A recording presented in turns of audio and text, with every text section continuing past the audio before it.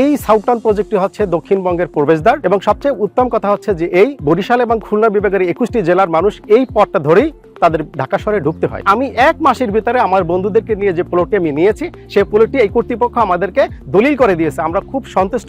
অল্প সময়ের মধ্যে অনেক বেশি ডেভেলপ হয়ে গেছে, চারদিকে দেয়াল হয়ে গেল, তারপরে রাস্তাঘাট অনেক সুন্দর হয়ে গেল এবং আজকে অনেক লোকজন দেখেও অনেক ভালো লাগছে। 4 বছর আগে সেই আর 4 বছর পরের এর মধ্যে আজকে মানে অনেক বেশি ডিফারেন্স।